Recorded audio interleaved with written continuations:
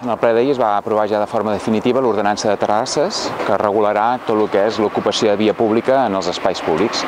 Crec que és una ordenança amb uns objectius molt clars. Els objectius són ordenar un espai públic, que fins ara no n'hi havia cap que entrés en aquests aspectes. Tothom feia el que bonament podia o el que bonament sabia, sota el criteri de cadascú, i per l'altre motiu fonamental és donar una bona imatge del nostre municipi.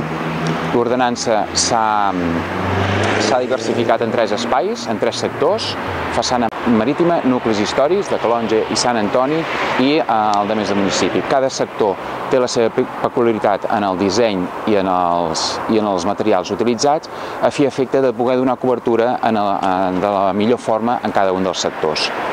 Des de l'equip de govern hem cregut que fer una aposta així pel privat en l'actual situació econòmica que estem no deixava de ser una sortida de diners de cada una de les butxaques. És per això que hem fet una aposta forta i s'ha bonificat d'alguna manera. Tot el que era ocupació de via pública bonificarà la inversió fins al topall màxim d'inversió.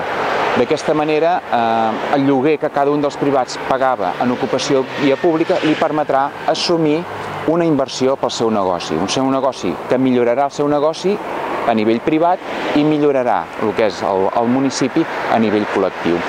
Aquesta bonificació és de 5 anys, tal com he dit, que durant aquests 5 anys qualsevol persona que aposti per millorar la seva terrassa, per fer la seva terrassa nova, per posar-la en ordenança, doncs deixarà de pagar un espai públic i aquests diners els podrà invertir en el seu propi negoci.